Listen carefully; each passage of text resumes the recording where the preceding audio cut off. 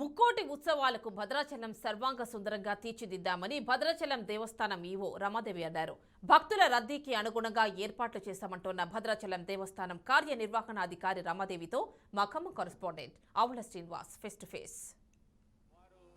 ముక్కోటి ఏకాదశి ఉత్సవాలు వైభవంగా జరిపేందుకు భద్రాచలం ఈవో రామాదేవి మనతో పాటు ఉన్నారు. అంటే ఏర్పాట్లు ఎలా ఉన్నాయి, భక్తులు ఎంతమంది వస్తున్నారు, అంచనా వేస్తున్నారు అనే దాని ద్వారా తెలుసుకుందాం. మేడం, అంటే ముక్కోటి ఏకాదశి ఉత్సవాల సందర్భంగా ఏర్పాట్లు ఏ విధంగా చేశారు? జై శ్రీరామ్.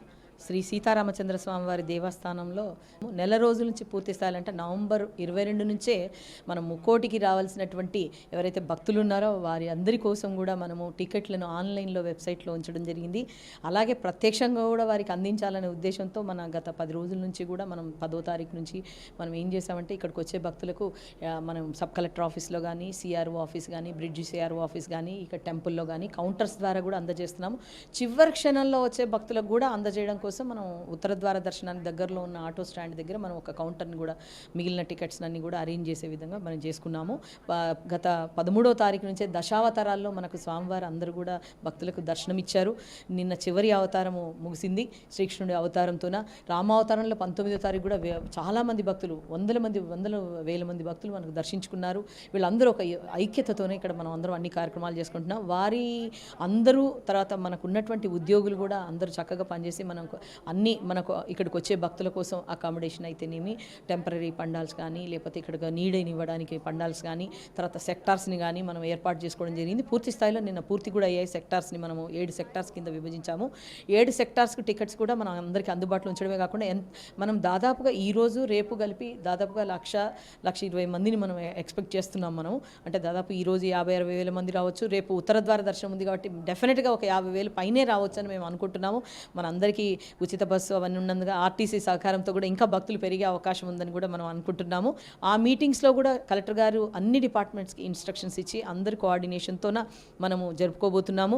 అలాగే మనకు తెప్పోత్సవం అనేది 22 అనగా ఈరోజు సాయంత్రం మనకు తెప్పోత్సవం గోదావరి నదిలో తీరంలో జరుగుతుంది కాబట్టి మనకు వాటికి సంబంధించినటువంటి ఏర్పాట్లను కూడా మనము police department, revenue, irrigation, endowment department అందరం కూడా 2-3 సార్లు ట్రయల్ రన్ కూడా వేయడం జరిగింది.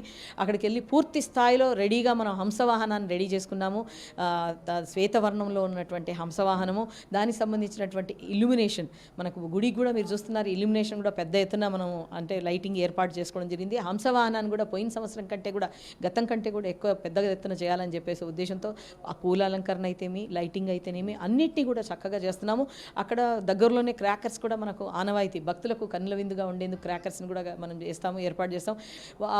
అక్కడికి వచ్చే భక్తులందరూ కూడా సమన్వయం పాటించి చక్కగా కూర్చొని దర్శించుకొని తిరిగి వెళ్ళాలి. తర్వాత అలాగే ఈరోజు ఇక్కడ దేవాలయంలో మళ్ళీ 12 గంటల నుంచి మనకు రేపు జరగబోయే ఉత్తర ద్వార దర్శనం అంటే ముక్కోటి ఉత్తర ద్వార దర్శనానికి మనము స్వామివారి దర్శనం కోసము ఏర్పాట్లన్నీ చేసుకున్నాము. దేవాలయంలో వచ్చే భక్తులకు దర్శనాలు కానీ, క్యూ లైన్స్ కానీ అవన్నీ కూడా ఏర్పాటు చేసుకున్నాము. అక్కడికి వచ్చేటువంటి వేలాది మంది భక్తులు డైరెక్ట్గా తిలకించడానికి కోసం, మరియు కొంతమంది సెక్టార్స్ అయిపోయిన తర్వాత కూడా వచ్చే భక్తులు ఉన్న వాళ్ళ కోసం ఎల్ఈడి స్క్రీన్స్ని వాటిని కూడా ఏర్పాటు చేయడం జరిగింది. అలాగే పోలీస్ డిపార్ట్మెంట్ కానీ, అదర్ డిపార్ట్మెంట్స్ కానీ, ఐఎన్పిఆర్ కానీ అన్ని డిపార్ట్మెంట్స్, ఆల్ డిపార్ట్మెంట్స్ కూడా, మెడికల్ డిపార్ట్మెంట్కి సంబంధించినటువంటి భక్తులకు ఏదన్నా ఎటువంటి చిన్న ఇన్కన్వీనియన్స్ కూడా జరగకుండా అంబులెన్స్ కానీ అవన్నీ కానీ, ప్రైమరీ హెల్త్ సెంటర్ కానీ, ప్రాథమిక చికిత్సా కేంద్రం కానీ అవన్నీ మనం పెట్టడం జరిగింది. గత వైభవాన్ని సంతరించుకునే విధంగా ఉత్సవాలు జరుగుతున్నందుకు భక్తులంతా సంతోషించాలి.